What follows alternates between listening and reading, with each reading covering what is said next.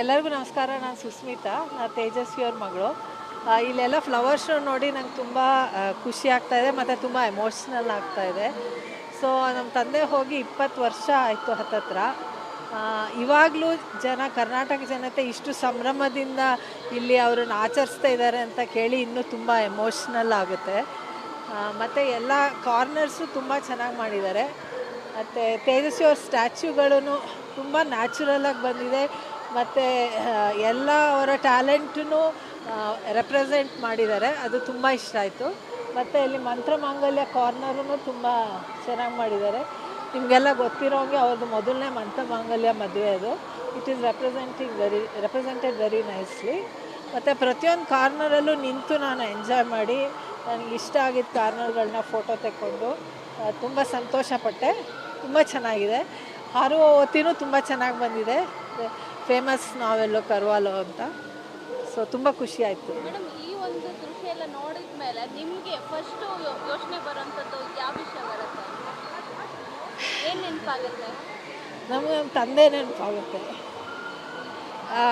ಅವ್ರ ಜೊತೆ ಕಳೆದಿದ್ದಂತಹ ಕ್ಷಣಗಳು ಯಾವುದಾದ್ರೂ ನೆನೆಸ್ಕೊಳ್ಳೋದಾದ್ರೆ? ಒಂದು ಸತಿ ಆ್ಯಕ್ಚುಲಿ ನಾವು ಮೈಸೂರಲ್ಲಿ ಓದ್ತಾ ಇದ್ವಿ. ಸೊ ನಮ್ಮ ಅಜ್ಜನ ಜೊತೆ ಇರ್ತಿದ್ವಿ ನಾವು. ರಜಾ ಸಿಕ್ಕಿದಾಗ ಮನೆಗೆ ಹೋಗ್ತಾಯಿದ್ವಿ. ನಮ್ಮ ತಾಯಿ ಬಂದು ಕರ್ಕೊಂಡು ಹೋಗ್ತಾಯಿದ್ರು. ಸೊ ಅವ್ರ ಮದುವೆ ಆದಾಗ ನಮ್ಮ ಅಜ್ಜಿ ಅವರಿಗೆ ತಟ್ಟೆ, ಲೋಟ ಮತ್ತು ಸ್ಪೂನ್ಗಳು ಎಲ್ಲ ಅದ್ರ ಮೇಲೆ ಕುವೆಂಪು ಅಂತ ಬರೆದಿದೆ. ಅದನ್ನು ಕೊಟ್ಟಿದ್ರು ಅವರು ಹೊಸದಾಗೆ ಜೀವನ ಶುರು ಮಾಡಿದಾಗ. ಆಮೇಲೆ ಬಂದು ನೋಡ್ತೀವಿ ಎಲ್ಲ ಸ್ಪೂನ್ಗಳು ಮಿಸ್ಸಿಂಗು.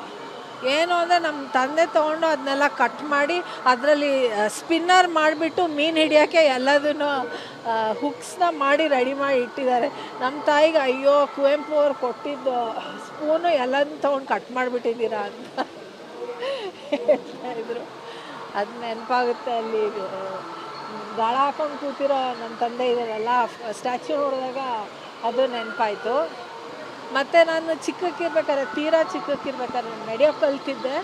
ಆವಾಗ ನನ್ನ ಇಡೀ ತೋಟ ತಿರುಗಿಸ್ಬಿಟ್ಟು ನಮ್ಮ ತೋಟದಲ್ಲಿ ಕಿತ್ತಳೆ ಹಣ್ಣು ಗಿಡಗಳಿರುತ್ತಲ್ವ, ಅಲ್ಲಿಂದನೇ ಕಿತ್ತಳೆ ಹಣ್ಣು ಕಿತ್ಬಿಟ್ಟು ನನಗೆ ತೊಳೆ ಬಿಡಿಸಿ ಕೊಡ್ತಿದ್ರು. ನಾನು ಕಿವಿ ಜೊತೆ ನಾನು ಅಣ್ಣ ಹಿಂಗೆ ತೋಟ ತಿರ್ಕೊಂಡ್ಬರ್ತಾಯಿದ್ವಿ. ಇದೆಲ್ಲ ನೆನಪಾಗುತ್ತೆ.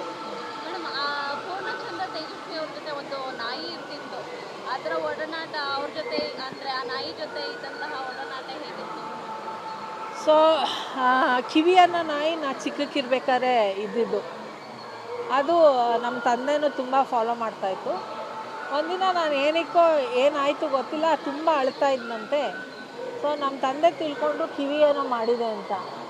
ಅದಕ್ಕೆ ಸರ್ರಿಗೆ ಹೇಳ್ಬಿಟ್ರಂತೆ ಅದಕ್ಕೆ ಕಿವಿಗೆ, ಅದೇನೋ ಮಾಡಿದೆ ನನಗೆ ಅಂತ, ಅದಕ್ಕೆ ನಾನು ಅಳ್ತಾ ಇದ್ದೀನಿ ಅಂತ.